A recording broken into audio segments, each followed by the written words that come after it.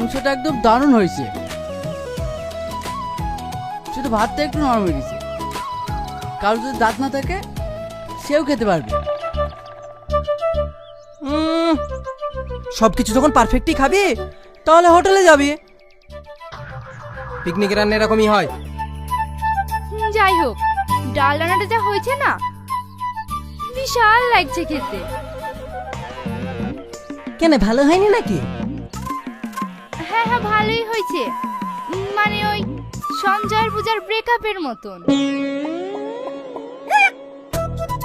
তার মানে কি বলতে চাইছিস তুই?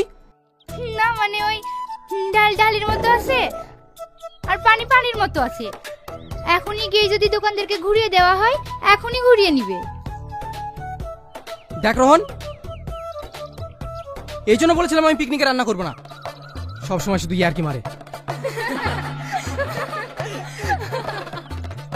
এই তোরা থামবি? যা রান্না করেছে তাই খা।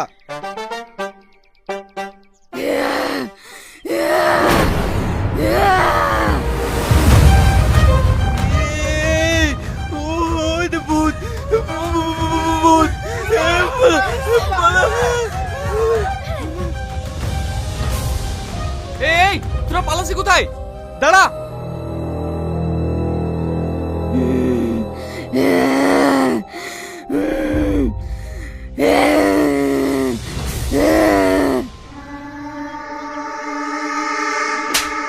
Stop it! আর কি মানে টাইম পাও না? সবার খাওয়াটা নষ্ট করে দিলা তো। না জেনে শুনে ওর গায়ে হাত দিলে কেন? তুমি জানো ওর কাছে ভয়ানক আত্মা আছে, তোমার যখন তখন ক্ষতি করে দিতে পারে। এসব ভূত আত্মা প্রেত বিশ্বাস করতো 90s এর লোক। এটা 2026, এখন আর এসব কেউ বিশ্বাস করে না।